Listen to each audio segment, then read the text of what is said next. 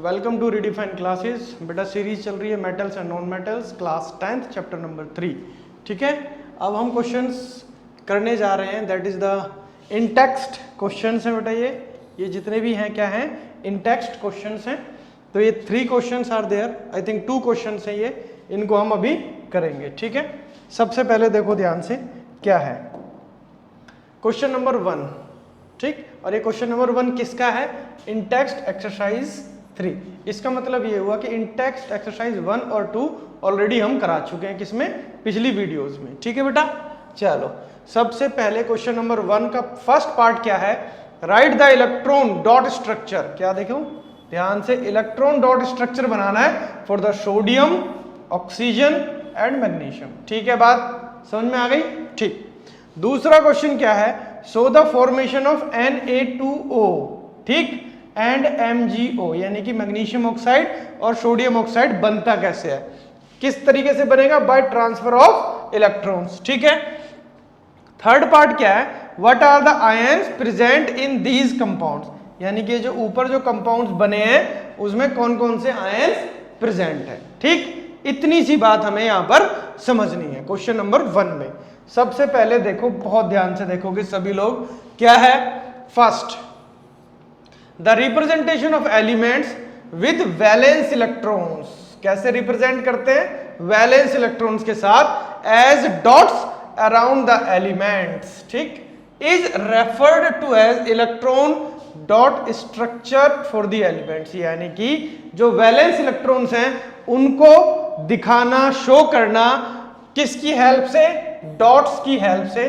तो उसको क्या बोलते हैं? Electron dot structure. ठीक, अब यहां देखो, सबसे पहले सोडियम क्या है? सोडियम एटॉमिक नंबर है बेटा 11। एटॉमिक नंबर क्या है? 11। इलेक्ट्रॉनिक कॉन्फ़िगरेशन हुई, पहले सेल में आएंगे 2 इलेक्ट्रॉन्स, फिर आएंगे 8 और फिर आएगा 1। ठीक है, एक इलेक्ट्रॉन आएगा वैलेंस सेल में। इस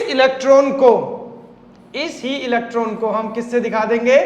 डॉट से दिखा देंगे, यानी कि ऐसे। ये हो गया इसका इलेक्ट्रॉन डॉट स्ट्रक्चर। ठीक है, दूसरा है बेटा ऑक्सीजन। दूसरा क्या है? ऑक्सीजन। ऑक्सीजन का एटॉमिक नंबर है 8। डिस्ट्रीब्यूशन कैसे हुई इलेक्ट्रॉन्स की? 2 और 6। इसका मतलब ये हुआ कि वैलेंस इलेक्ट्रॉन कौन से हुए?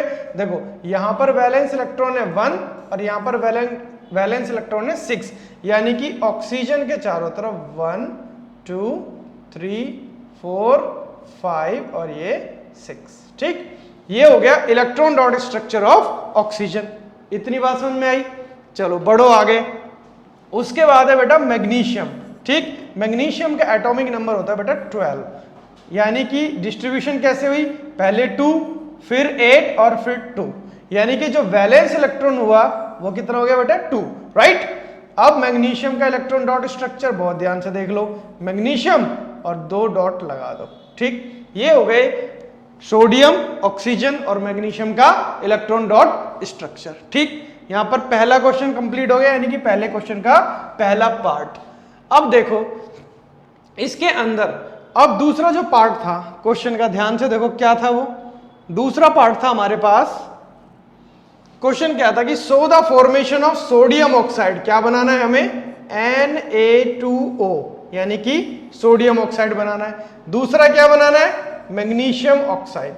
ये कैसे बनेगा? कैसे बनेगा देख लो ध्यान से, कैसे बनेगा। लो देखो, पहले क्या बना रहे हैं? सोडियम ऑक्साइड, यानी कि देखो सोडियम और यहां पर ऑक्सीजन।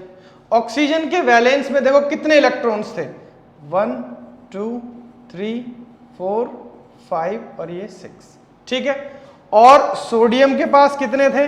यानी कि एक यहां पर था बस 1 और ये यहां पर। राइट, अगर ये यहां पर मूव कर जाए इधर और ये यहां पर आ जाए, इसका मतलब ऑक्सीजन के पास 8 इलेक्ट्रॉन कंप्लीट हो गए। देखो ध्यान से, ऑक्सीजन के पास 8 इलेक्ट्रॉन कंप्लीट हो गए, यानी कि ये जो बना क्या बना? देखो Na+। क्यों?